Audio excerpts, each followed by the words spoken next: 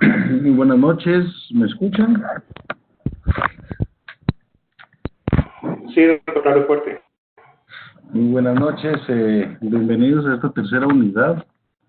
Eh, Vamos a iniciar haciéndoles unas consultitas si tenemos claridad con el tema del trabajo final que se tiene que entregar de este domingo que viene en 8. ¿Hay alguna duda en relación al trabajo? Yo, como les escribí en el chat, subí un contenido mínimo, más o menos un ejemplo resumido de qué es cada una de las etapas que debe tener el proyecto que deben presentar, y explicaba que no necesariamente tienen que llenar todos los espacios, sino únicamente los que aplicaran, y algún tipo de alguna fotografía que pudieran conseguir de internet. El objetivo del trabajo es que ustedes me demuestren que entendieron cuál era el proceso y los contenidos mínimos que necesita para formularse un proyecto de inversión pública. ¿Dudas al respecto? ¿Sí leyeron el chat que enviamos por WhatsApp? Sí.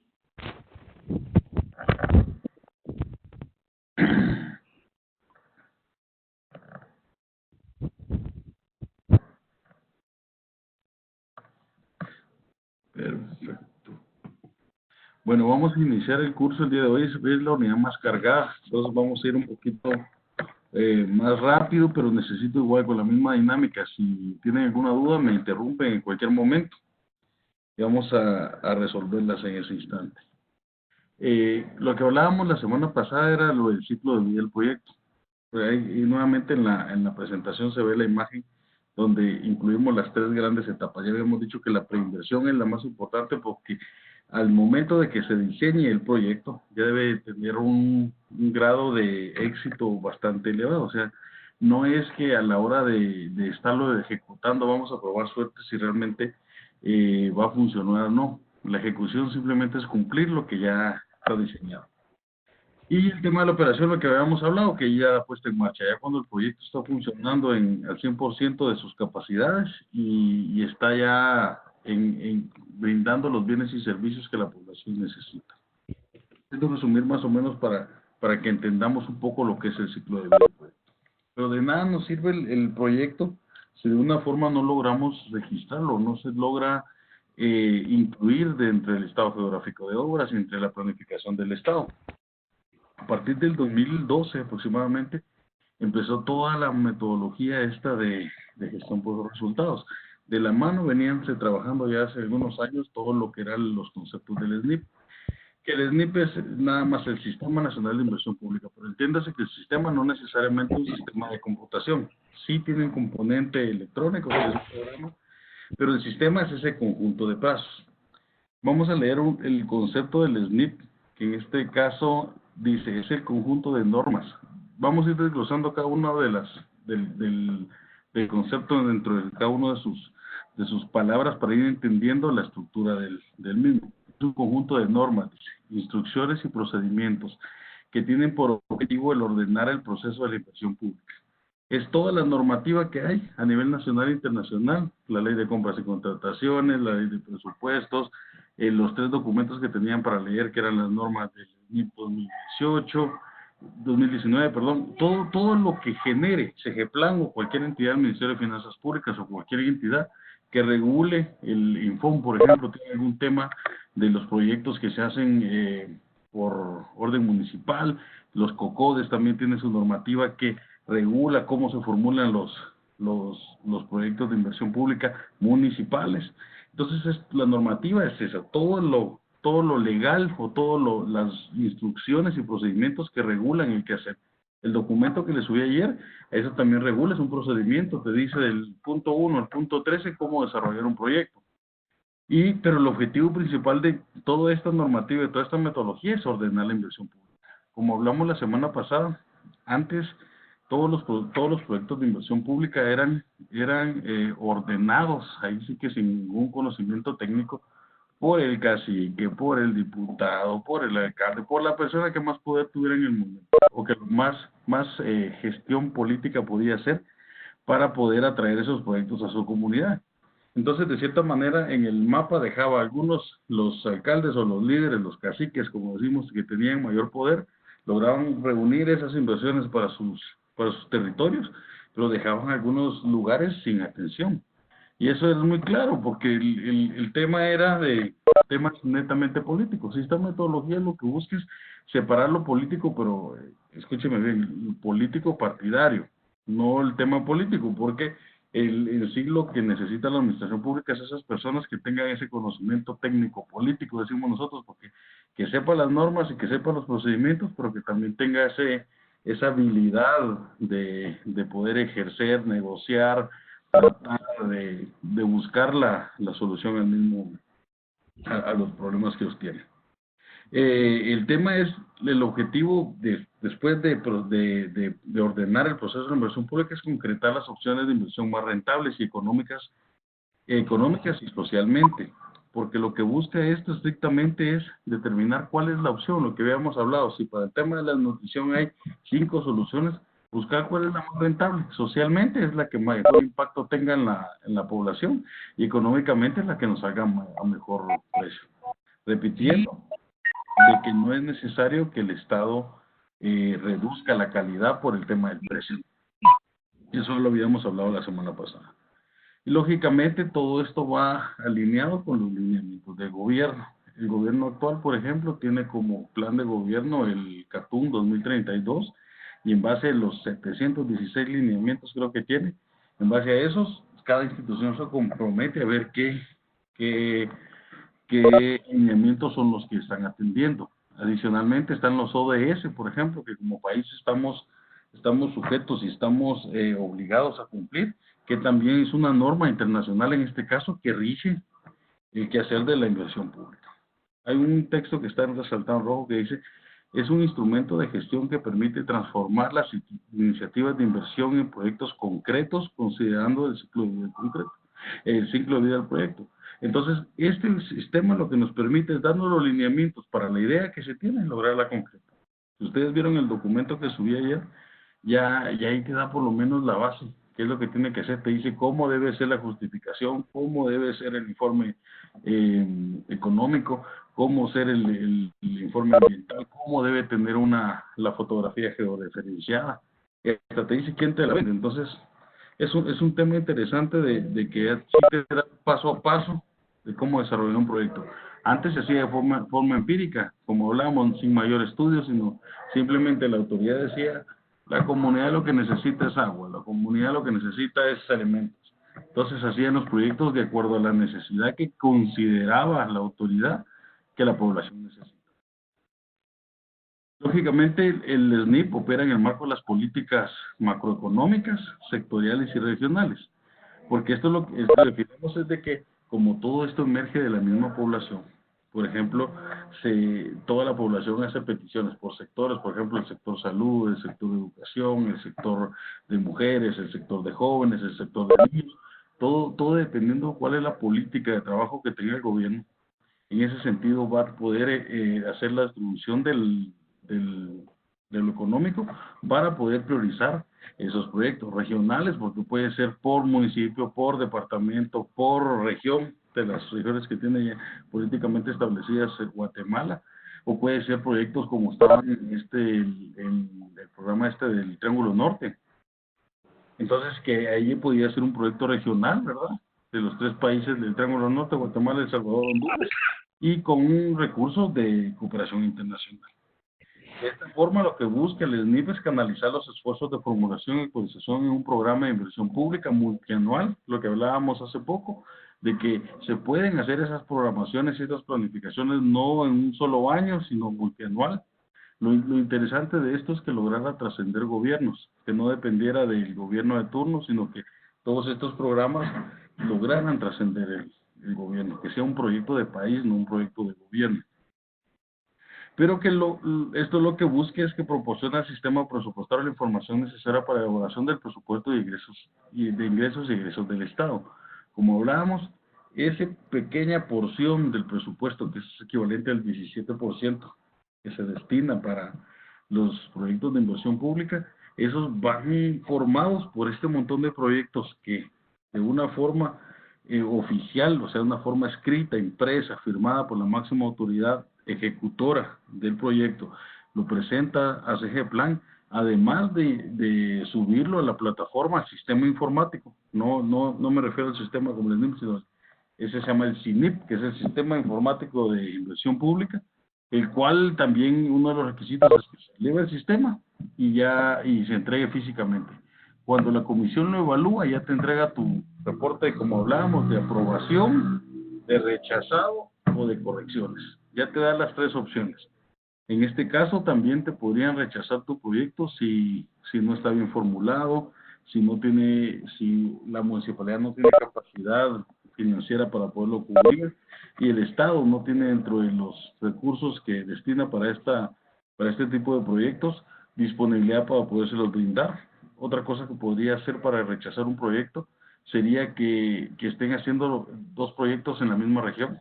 Yo les comentaba, hace muchos años mirábamos unos proyectos de formación política jóvenes, que era coordinado por algunas universidades y algunos centros de pensamiento, pero cuando te dabas cuenta en una región, por ejemplo, Totonicapán, por decirles algo, Zacapa, existían 10 instituciones dando el mismo curso, formación política jóvenes. Entonces, y en Zacapa habían 10 instituciones dando lo mismo, y muchas veces hasta los mismos jóvenes participaban en todas las capacitaciones. Entonces, era recurso desperdiciado, se podía usar ese recurso para poder formar a jóvenes de otros municipios, de otros departamentos, y no concentrar toda la ayuda en una sola región. Entonces, el SNIP, ese ordenamiento que nos da la capacidad de poder hacer una distribución equitativa de los recursos que tiene el Estado, de los pocos recursos que destina para la inversión pública. También permite orientar la negociación de la cooperación. Esto es muy importante porque la política pública de cooperación internacional, esa lo que hace es dar los lineamientos de cuáles son las formas y los métodos que se pueden financiar con cooperación internacional, que es préstamos una parte, podría ser una opción, o el otro por donación, pero te da los lineamientos de cómo hacerlo. Entonces, siempre aquí hay un caso de que se exigen varias, principalmente las prioridades de desarrollo que define el gobierno de turno, el gobierno de Guatemala, y lógicamente también la agenda política que cada uno de los donantes tiene. En algunos casos, yo por ejemplo, la donación o el préstamo que está haciendo el gobierno de Taiwán para el tema de la carretera de la CA9 es sí o sí se le otorga al gobierno de Guatemala, pero si contrata hasta el proveedor, que es un proveedor del mismo Taiwán. Entonces pone sus propias condiciones.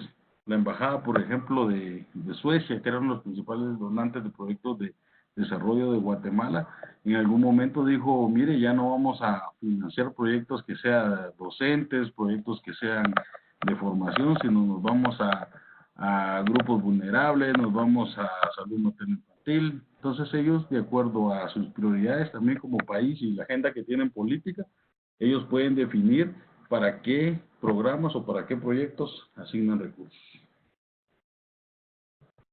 El SNIP, la importancia primero es que cumple un rol trascendental y imprescindible dentro del proceso de desarrollo. Esto es clarísimo, o sea, sin los procesos de inversión pública, sin los programas de inversión pública, el país no tiene oportunidad de desarrollarse. Hoy tuve una reunión, por ejemplo, en el Banco de Guatemala y definíamos la diferencia entre crecimiento económico y desarrollo económico. Porque unos programas que estamos viendo nosotros para implementar de desarrollo a nivel país. Pero yo le decía, mire, hay que definir bien ese concepto. Yo lo tenía claro porque todos son economistas, pero parte del equipo que estaba acompañando no tenía claro. Pues es exactamente lo mismo. Entonces poníamos el ejemplo, alguien en su puesto de trabajo, año con año puede ir aumentando el 3% de sus ingresos. Va a tener un aumento salarial de 3% año con año, por un ejemplo. Pero eso significa que él va a tener un crecimiento económico. Sus ingresos van a crecer constantemente. Pero va a seguir en su mismo puesto, si va a ser asistente o el puesto que tenga, va a tener el mismo puesto por varios años. En caso del desarrollo, es que implica el tema de la realización, el tema también de factores emocionales, como la felicidad. Hay un concepto que manejan en Sudamérica del buen vivir, que eso tiene mucho impacto en las condiciones de vida de la población. Yo que trabajo en el tema de zonas francas y zonas libres, a nivel mundial se está trabajando el tema del índice de prosperidad, que ya no implica solo en términos económicos, y la prosperidad es en términos también de la felicidad, de cómo el ser humano se siente realizado al alcanzar sus metas, al cumplir sus objetivos, y no necesariamente en términos económicos. Entonces el desarrollo puede ser emocional o profesional. También podríamos decir que el SNIP es considerado el más importante medio para la producción de infraestructura económica nacional. Todos los programas, solo algunas instituciones que todavía insisten en tratar de evadir el tema del SNIP, pero todos los programas que tengan alguna modificación, algún crecimiento, alguna ampliación, remoción, ampliación o sustitución del bien, debe de registrarse en el SNIP. La inversión pública es uno de los principales instrumentos para mejorar la distribución del ingreso nacional dentro de la sociedad. Como hablábamos, la distribución equitativa de los recursos del Estado. El SNIP tiene un solo objetivo general, que es concretar las opciones de inversión más rentables. Si se les quede bien, porque este es tema de pregunta de examen. Es concretar las opciones de inversión más rentables desde el punto de vista económico y social, atendiendo a los lineamientos de la política de gobierno. Ese es el objetivo del SNIP, buscar la opción más rentable que solucione el problema. En un menor tiempo, lógicamente, lo que hablábamos, que tuviera que ser eficaz y eficiente, pero que también logre tener ese objetivo de generar la mayor rentabilidad social. Tiene 4 objetivos específicos. El primero es desarrollar y difundir los procedimientos metodológicos, normas e instructivos uniformes para la formulación, evaluación, análisis técnico, económico, ejecución y seguimiento de las iniciativas de inversión. El segundo, disponer de una cartera de proyectos. Esto es muy importante, porque imagínense que ya una institución ya invirtió recursos en diseñar una planta de tratamiento, en hacer evaluaciones legales, en hacer el tema de buscar financiamiento, donantes, buscar varios aspectos que nos podrían concretar este proyecto. Y otra institución ejecutora ya se ahorra todo el tema por lo menos ya tiene identificado quién es el donante, ya tiene identificado todo el tema del presupuesto, ya tiene identificado los procedimientos de compra que va a utilizar o los procesos de donación que haría, el tema legal, si tiene que hacer un convenio de cooperación interinstitucional, por quién tiene que ser avalado, quién no tiene que firmarlo. Entonces, esa cartera de proyectos ya te da una experiencia, ya te da un valor agregado que puede que lo que nos ayude es a reducir los costos para implementar nuevos proyectos. Por ejemplo, si hacemos un proyecto de estos que les digo que le he puesto poca importancia, que son todos los proyectos que no crean capital fijo, que son los de formación, capacitación, por ejemplo. Si ya tenemos un proyecto de formación a docentes en el área del Quiché, por ejemplo, y sabemos que se puede replicar en todo Occidente, podemos agarrar Totonicapán, podemos agarrar San Marcos, o algo por ahí donde podrían que estuvieran cercanos, que tuvieran las mismas características poblacionales. Y este proyecto simplemente se podría replicar. Ya no habría que inventar el agua azucarada, sino que simplemente ya está la experiencia, ya está el documento ya desarrollado. El segundo es el tercero, apoyar a la selección, priorización y asignación de los recursos de inversión pública. Al Estado le sirve tener ese listado de proyectos para priorizar, para ver cuáles serían los principales que lograran financiar. Porque como dijimos desde un principio, las necesidades son muchas y los recursos son pocos. Entonces el Estado no puede venir y financiar todos los proyectos que se presenten. Tenemos unas diapositivas más adelante que van a ver en imágenes los proyectos de inversión pública. El cuarto es proponer anualmente los proyectos de inversión con informe favorable a CEGEPLAN, incorporarse al presupuesto anual del Estado. Esto en este proceso está ahorita está el gobierno, está en el desarrollo y en la corrección de los POAS, de los POAS y el plan estratégico también, para poderlo incorporar dentro del presupuesto anual del Estado. Esto después pasa por un proceso de aprobación del Congreso de la República, el cual tiene hasta el 30 de noviembre para poderlo ser aprobado. La organización del SNIP opera dentro de una organización de centralización, porque esta es una lógica de veras de llevar los recursos hacia el interior, porque nos hemos dado cuenta de que de que todo el desarrollo siempre se concentra en ciertas áreas urbanas.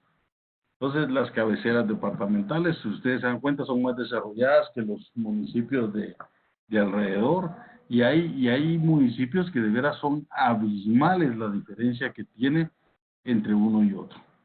Entonces, esto es importante, el tema de la organización, la descentralización, llevar los recursos directamente a las comunidades, a las municipalidades. Si ustedes conocen, por ejemplo, cómo funcionan los CODEDES, los COMUDES y los COCODES, ellos tienen cierta participación, aunque no son ejecutores, son los que disponen y priorizan los proyectos, los que son los representantes de la sociedad que dicen, nosotros estamos interesados en un proyecto de salud, estamos interesados en un proyecto de seguridad, que es nuestra prioridad como comunidad. Entonces ya ellos se encargan, yo conozco algunos gobernadores que son los que presiden los consejos departamentales, que lo que hacen es simplemente darles directrices a los COCODES para que ellos mismos vayan formulando y aprendiendo a formular sus propios proyectos. Ya se encarga entre el gobernador y los alcaldes de buscar el financiamiento, si la municipalidad da cuenta, o los mismos consejos de desarrollo tienen ya los recursos para poder ejecutar estos proyectos. Pero lo importante de esto es ver cómo el tema de logran diseñar todos estos proyectos, y la misma CGPLAN por medio del SNIP logra hacer una tipificación de los proyectos que sean, pueden ser, como digo, de lo menor a mayor, o sea, por ejemplo, en el caso de cómo está geográficamente distribuido el país, puede ser desde lo municipal, porque es donde existe la autoridad con capacidad de ejecutar. En cada municipio de Guatemala, los 340, si no han creado uno nuevo, son 340 municipios los que tenemos actualmente. Departamentales, regionales, que hablamos de la región, y algunos proyectos que son de carácter nacional. ¿Sí? Entonces, puede ser un proyecto que digo yo, de vacunación, que sea a nivel nacional, un proyecto de lo que se hablaba del tema del dengue, por ejemplo, todo el proyecto de fumigación, de capacitación, de información. Esos proyectos pueden ser municipales, departamentales, regionales o nacionales, dependiendo el área de donde se necesite que tenga el impacto. Varios puntos a resaltar, que es que el primero es que el involucramiento de la sociedad civil es principal, o sea, es primordial. Si no se involucra a la sociedad civil dentro de la formulación de proyectos, la probabilidad de éxito del proyecto puede ser nula. O sea, el tema es que en el caso de que la sociedad se oponga al proyecto porque no sea el que ellos priorizaron, puede arriesgar que el proyecto se realice. O al final puede ser que también no les interese usarlo, queden en total abandono las instalaciones. Se debe tomar en cuenta que los procesos son participativos, que expresan con mayor precisión las necesidades de la población, deben estar orientados a darle cumplimiento a los planes y programas de desarrollo nacional y regional, la participación de la sociedad. Aquí les tengo un ejemplo por ejemplo, de cómo aparece el sistema. Esto ya estamos hablando del sistema informático dentro del SNIC. Yo agarré el ejercicio 2008, que es el que estaba completo. Pero súper interesante, como vieran, nosotros tenemos lo solicitado, es todo el dinero que está destinado para proyectos de inversión pública. Estamos hablando que en ese momento que sacamos esta fotografía habían más de 19.809 millones de quetzales. Entonces uno puede decir, mire, es una cantidad considerable para ejecutar proyectos. Asignado, o sea, proyectos que se han asignado, son 7.529 los que habían en ese momento. Pero si se dan cuenta, lo ejecutado. Estamos hablando que de los 7.529 que habían en ese momento, ejecutaron únicamente 2.905 millones de quetzales, equivalente al 38.64%. No solo del 17% que se destina para los proyectos de inversión pública, la ejecución es muy baja. Y esto se debe a varios factores, ¿sí? La inoperancia en las instituciones, los cambios de personal, eso que hacen cada cambio de gobierno, que a muchos cambian al financiero, cambian al de compras, cambian a varios jefes o encargados de área de las instituciones, pierden la experiencia, llevan a alguien que no conoce la institución, que no conoce los procedimientos o que nunca ha sido jefe de compras, en lo que entiende cómo hacer un proceso de cotización o licitación, se le fue medio año. Entonces, todos esos procesos también vienen y lo que hacen es debilitar todo el tema de los proyectos de desarrollo. Adicionalmente, también puede existir los problemas de cambios de autoridades. Como decíamos, algunos cambian un alcalde y no se reelige el que tiene los proyectos, el que llega da borrón y cuenta nueva de todos los proyectos que tenía el alcalde anterior. Por muy bueno que sea el proyecto, quieren borrar el legado o cualquier reconocimiento que se le pueda dar a la autoridad anterior.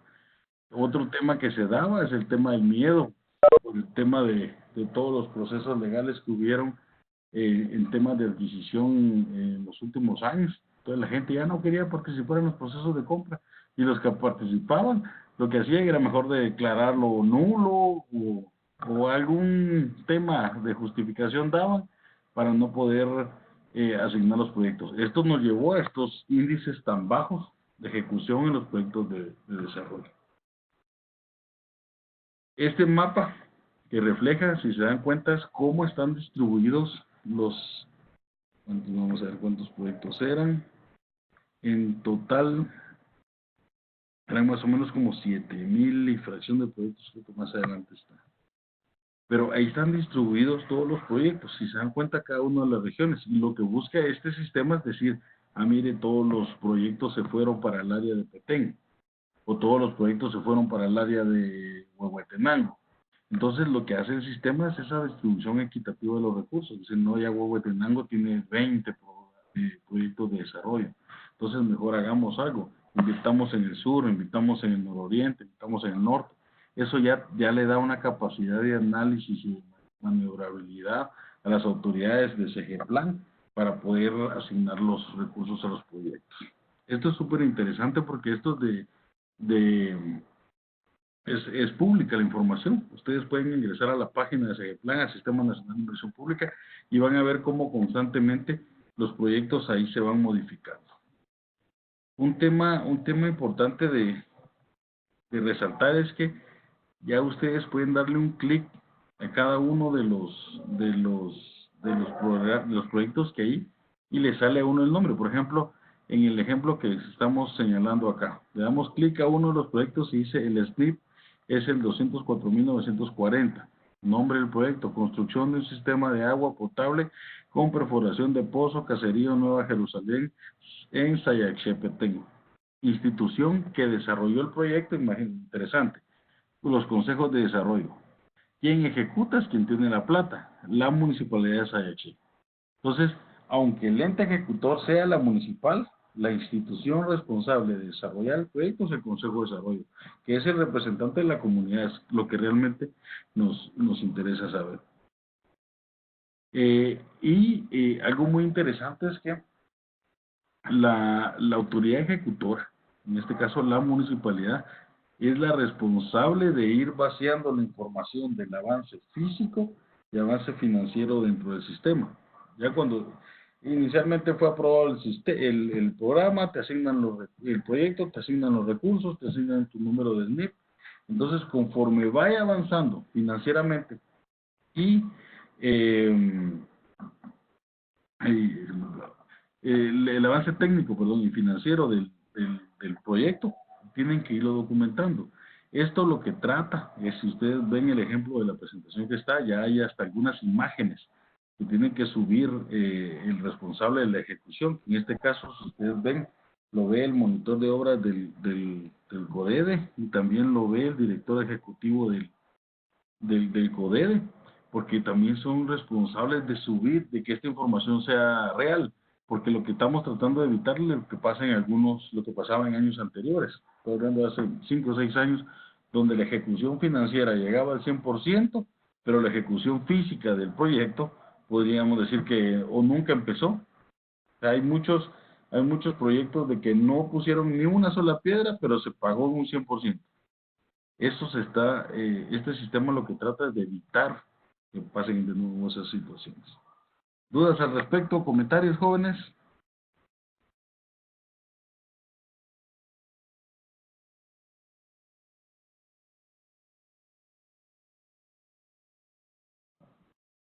Carlos, ¿algún comentario?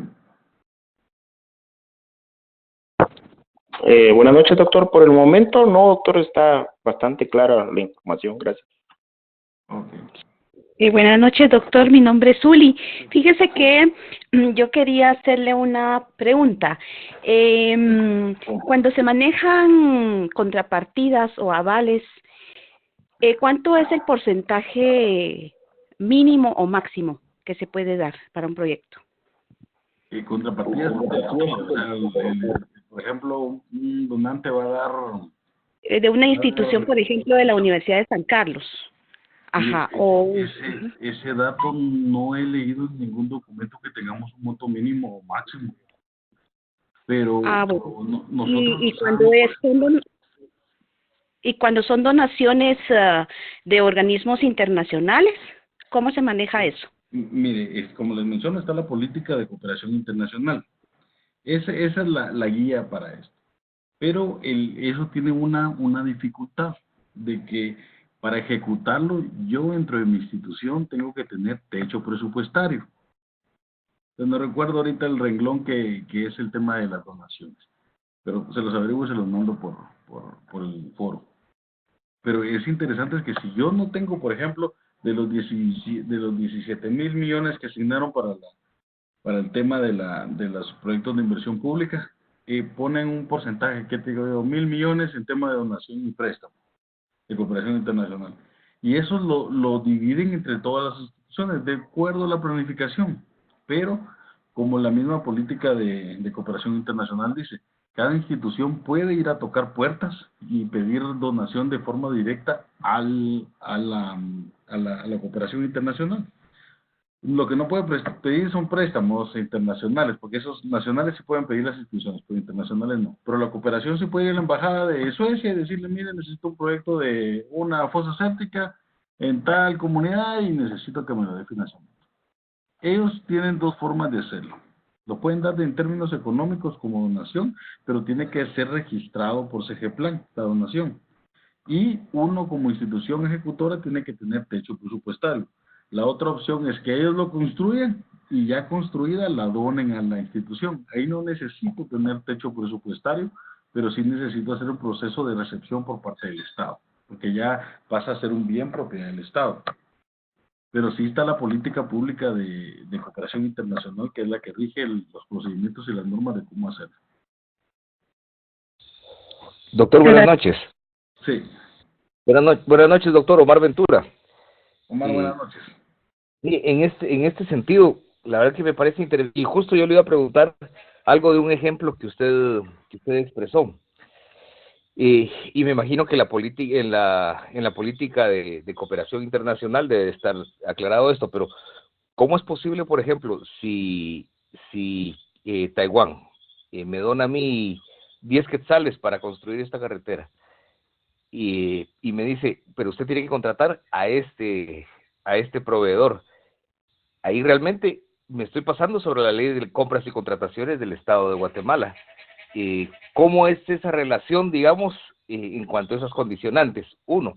Y dos, en el caso de una construcción, ponía usted el ejemplo ahora, digamos que si el cooperante construye y posteriormente dona, no necesita tener techo presupuestario. ¿Es Correcto. el mismo caso con vehículos, mobiliario, equipo? Con todos los mobiliarios. Yo les pongo un ejemplo que tuve la oportunidad de ser parte, que era bien difícil, pero lo que pasa es de que el Estado, en su ánimo de proteger y tratar de disolver la corrupción, se ha blindado tanto que realmente nos volvió un muñeco de piedra. Somos duros, no somos ágiles, no somos así movibles, somos realmente inoperantes. En este caso, como te mencionaba, los cooperantes tienen su propia política.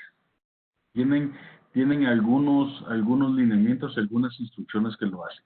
En el caso, por ejemplo, de cuando ellos ponen su propio proveedor, es en caso cuando donan ya, el caso de la carretera, porque dicen, mire, yo le voy a donar, luego a veces vamos a dar los recursos para una parte, la otra parte se va con donación, pero exclusivamente utilizan las normas. O sea, ellos implícitamente te dicen cómo operar.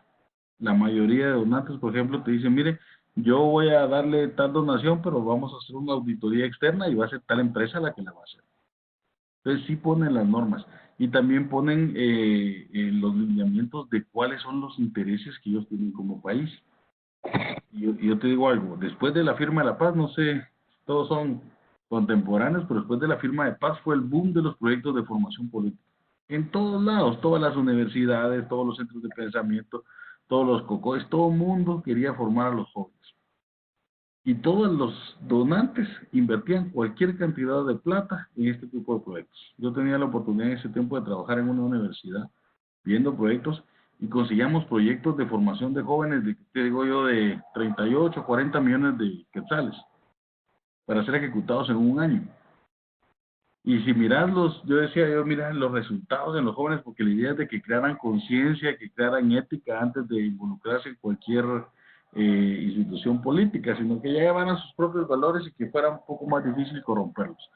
Sin embargo, estos proyectos llega el momento donde se quiso dar continuidad a estos jóvenes y los cooperantes dijeron, no, mire, ya dinero para eso no hay. Si quieren dinero, les doy para puentes, les doy para carreteras, les doy para salud materno-infantil, les doy para el tema de, de grupos vulnerables, pueblos indígenas, cualquier prioridad que ellos tuvieran como país. Entonces, hay algunos donantes que, por ejemplo, sí te norman el de las características que debe tener el contratés, por ejemplo, que tenga un capital no menor a tanto en activos fijos para que dé respaldo, que no es una empresa fantasma o que no esté subcontratando, te pone otras características como que no tenga denuncias de contaminación del ambiente, que tenga ciertas normas internacionales de manejo de los desechos, te van poniendo su propia agenda.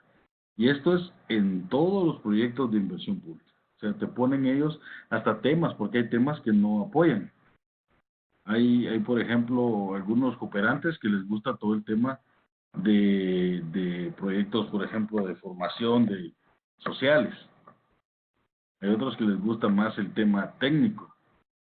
Hay otros cooperantes, por ejemplo, que les gusta todo el tema gobierno electrónico, sistemas informáticos como el CIAF o el SIGES, que en ese sentido van fortaleciendo a finanzas, van fortaleciendo cualquier otra institución.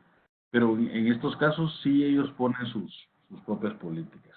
En el caso de la donación ya de bienes en especie, ahí no necesitas tener renglón presupuestario porque no lo ejecutas, ahí simplemente lo recibís.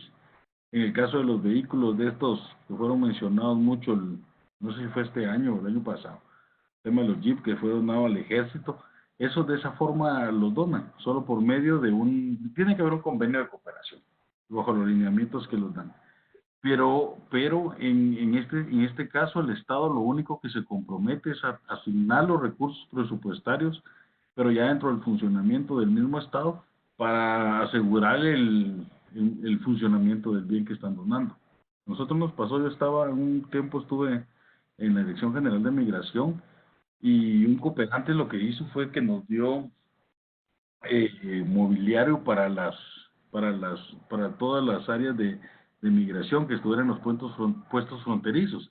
Televisiones, hablábamos de sillas, escritorios, computadoras, un montón y el tema es que sí se tiene que registrar por medio de ese plan porque eso se tiene que monetizar. Aunque sea en especie, se tiene que monetizar para saber qué cantidad es el de beneficio que están aportando al país.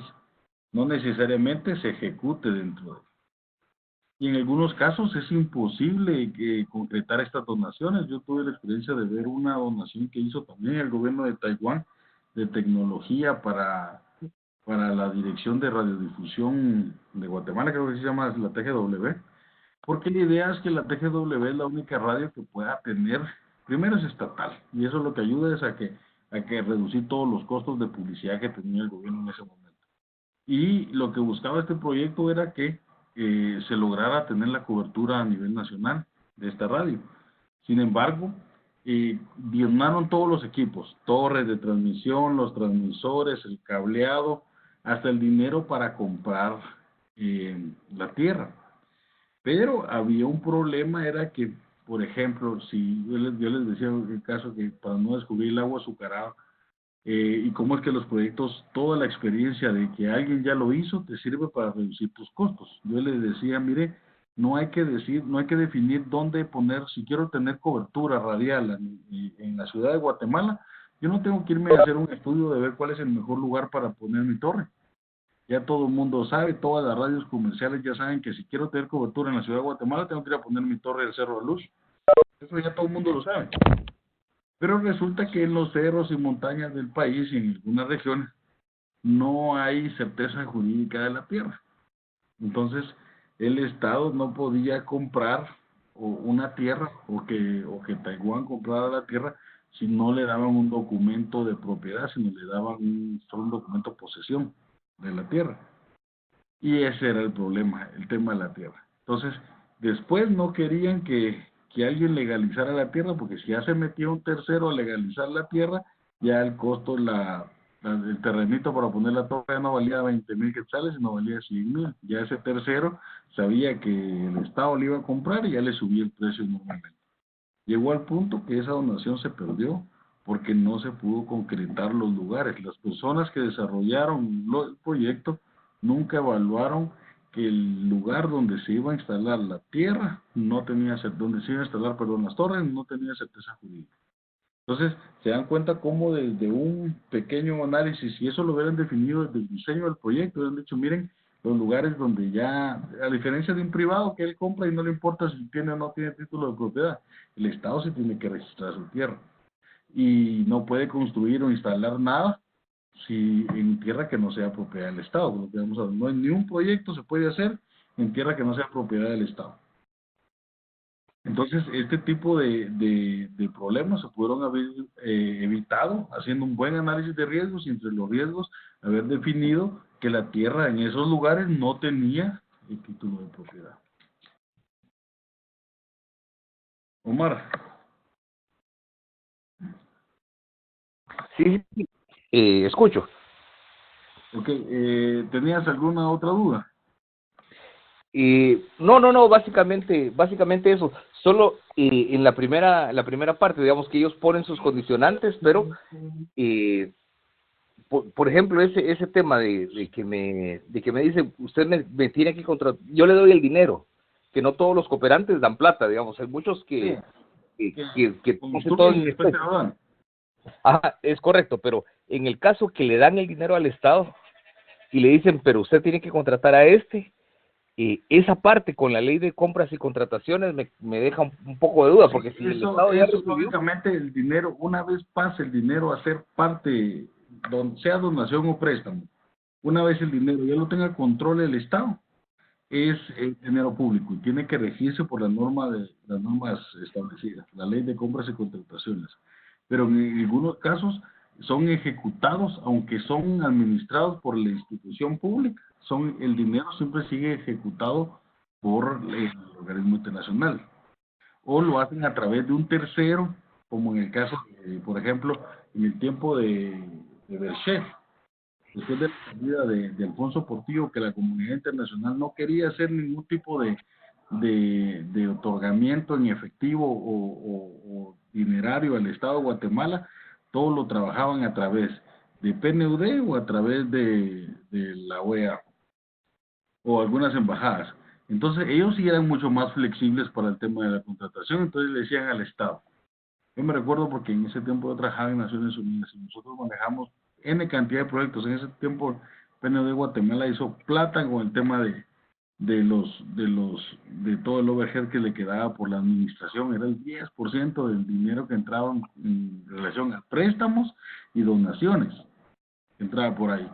Entonces uno de los proyectos, por ejemplo, que se manejaban ahí eran los de la compra del Transmetro. Entonces, pero eso era claro, de que el proceso de licitación lo asignaban al único que podía venderlo en Guatemala, que era el Grupo Tecum. No había otro proveedor que te pudiera vender ese tipo de vehículos articulados en Guatemala. Entonces, pero el donante había dicho que tenían que ser Volvo, que tenían que ser de estas características y esas para poder asignar los recursos. Entonces, cuando lo hacían a través de estos entes ejecutores, siempre el responsable era el gobierno de Guatemala. Siempre el tema el que se endeudaba o tenía el préstamo era el gobierno de Guatemala. Simplemente no tenía decisión sobre la ejecución de los recursos. Pero sí tenés razón en que el dinero, cuando entra a ser ya parte del Estado, tiene que regirse por las normas y la legislación establecida. Perfecto, gracias, doctor. Y La última, sí te escucho. Aprovechando que estoy con el micrófono abierto, con el tema del trabajo final, doctor, usted subió a material de apoyo la guía. Sí. Sin embargo, esta es una duda pequeña, pero que creo que puede ser útil para todos. Es que en las instrucciones del trabajo dice máximo 15 páginas, creo yo. La guía tiene 16 páginas, entonces se hace un poquito complicado, digamos, tiene que ser una capacidad de síntesis más muy fuerte, digamos. No, yo lo que pretendo es que, digo yo, no todo lo aplican. Yo no puedo decirle, mire, desarrollen un plano. O pónganme, o vayan al IGN y compren una fotografía georreferenciada, no. Sino en algunos casos es poner un ejemplo. Desarrollar el nombre del proyecto, cuál es la justificación del proyecto, entender que por lo menos hacer un análisis legal, eso no lo incluyen, pues, por ejemplo. Pero sí podríamos hacer más o menos un cronograma, podríamos hacer un presupuesto de poder definir qué dinero nosotros consideramos o qué rubros, aunque los montos nos los inventemos, pero qué rubros entendemos que deberían de haber. Porque ya no es lo mismo que una municipalidad subcontrate, hacer un proyecto de subcontratación a una constructora para que te haga una escuela, a que la municipalidad con su personal construya una escuela. El proyecto es exactamente el mismo, como lo van a definir. La forma de ejecutarlo va a ser lo diferente. Qué rubros, qué presupuesto van a usar. Definirlo que puedan, lo que necesito saber es que entendieron los conceptos y los modos de definirlos. No necesariamente necesito que desarrollen cada una de las partes de la guía que subimos allá. Perfecto, gracias. Okay. Disculpe, doctor, una pregunta. Fíjese que yo tengo básicamente dos ideas, son proyectos municipales, pero quiero saber si uno de ellos lo puedo descartar o sí tomar.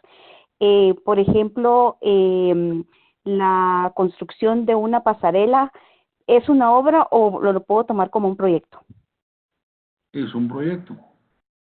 Si usted me le da el lado humano, si usted me puede explicar cuál sería el objetivo de hacer la pasarela, ¿cuál sería, por ejemplo, el efecto que haría la pasarela? Salvar vidas. La justificación, por ejemplo. Ya, de acuerdo, entiendo. Por ejemplo, y se lo pongo fácil, por ejemplo, la pasarela tiene un objetivo, es resguardar la vida de las personas. ¿Por qué? Porque están colocadas en lugares de alto tránsito o de tránsito a mucha velocidad que pone en riesgo la vida de las personas cuando cruzan. El objetivo de esto es resguardar la vida de las personas, la seguridad de las personas. Entonces, una pasarela, cuando usted la humaniza, dice la justificación, y por ejemplo, me puede poner en 5 líneas, 10 líneas la justificación donde me diga, en el pueblo XX, las muertes causadas o las lesiones causadas por las personas que atraviesan la calle o la carretera interamericana es de tantas personas. En el último año fueron 10 personas las que fueron atropelladas o que sufrieron accidentes. Entonces ya usted justifica el problema humano. El problema es que personas han tenido este tipo de accidentes. Es necesario la construcción de una solución para que se evite o se elimine la problemática que está teniendo.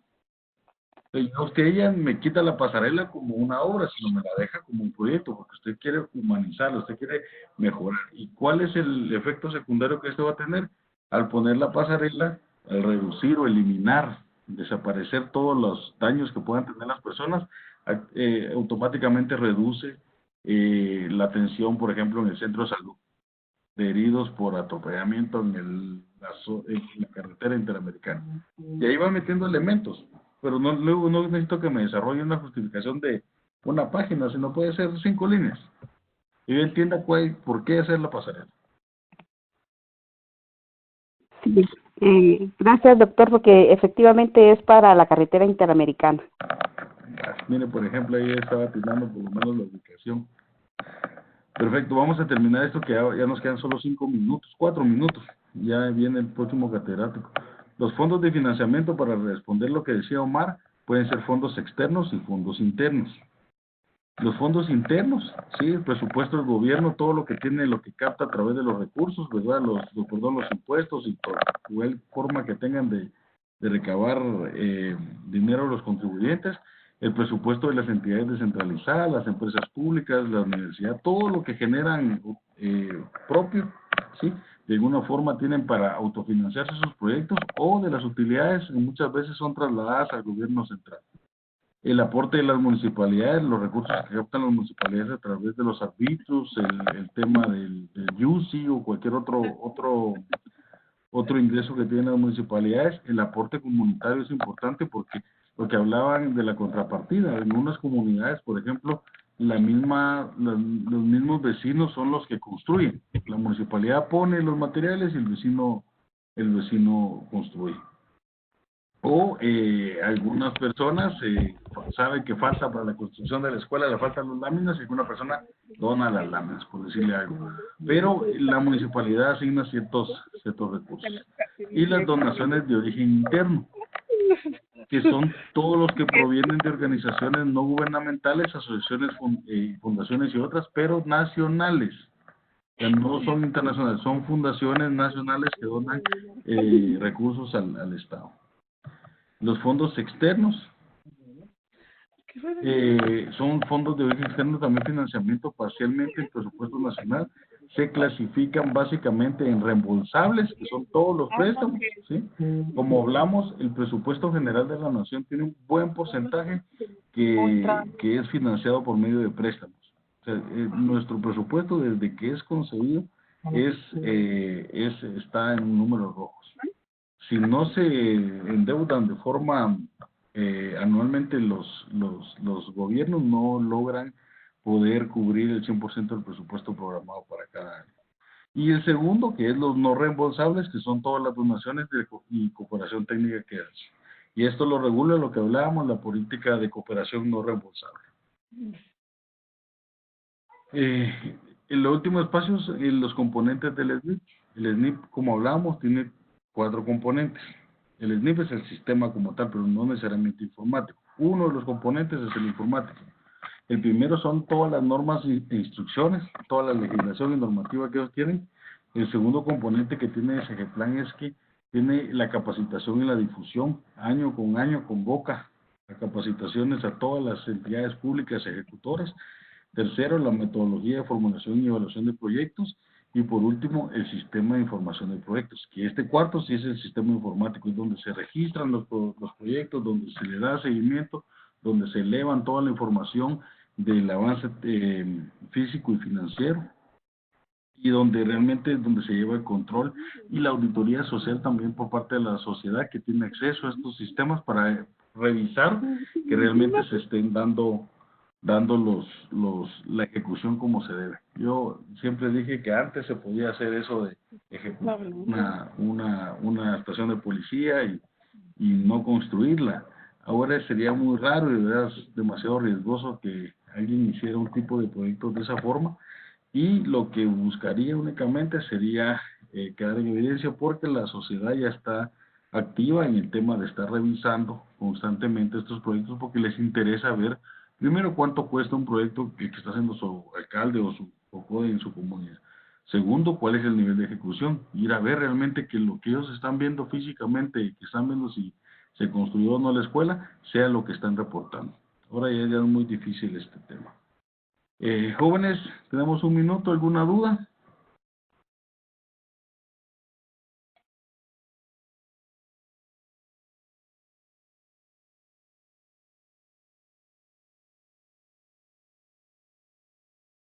Bueno, si no tenemos dudas, vamos a dejar la sesión de hoy hasta aquí. Les encargo seguir participando en el tema de los foros. Esta semana también hay evaluación, es un poco larga la evaluación, por favor ahí leen los documentos del SNIP. Y cualquier duda estamos en el chat o estamos en el foro de general. Gracias, muy amable. Pasen feliz noche y nos vemos la próxima semana. Feliz noche, doctor. Gracias, doctor. Feliz noche.